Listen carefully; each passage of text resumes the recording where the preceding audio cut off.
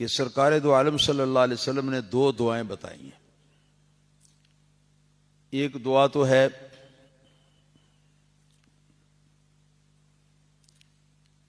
بسم اللہ الذی لا یضر مع اسمہ شیء فی الارض ولا فی السماء وہو السمیع العلیم.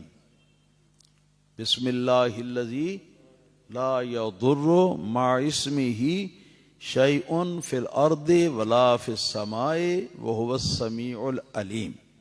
ایک یہ دعا ہے، اور ایک دعا ہے اعوذ بکلمات اللہ التامات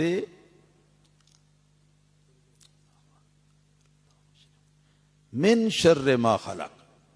اعوذ بکلمات اللہ التامات من شر ما خلق. اعوذ بکلمات اللہ التامات من شر ما خلق.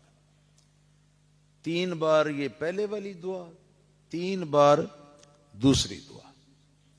ان کو صبح بھی پڑھ لینا ہے، اور صبح اگر پڑھ لے گا تو شام تک اس کی حفاظت رہے گی، کوئی جانور اس کو نہیں کاٹ سکتا، اور کوئی دوسرا اس کے اوپر ناگہانی آفت یا مصیبت جو ہے وہ نہیں آ سکتی. اس کو سانپ نہیں ڈسے گا، زہریلے جانور، زہریلے کیڑے مکوڑے اس کو نہیں کاٹیں گے.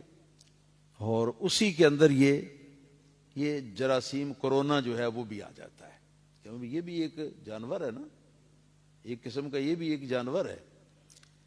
تو انشاءاللہ تعالی اگر شام کو پڑھیں گے 3 بار تو صبح تک حفاظت رہے گی، اور صبح کو پڑھیں گے تو شام تک حفاظت رہے گی. یہ اس کا ایک حفاظتی حصار یا حفاظتی قلعہ ہے جو حضور نبی کریم صلی اللہ علیہ وسلم نے ہمیں بتایا.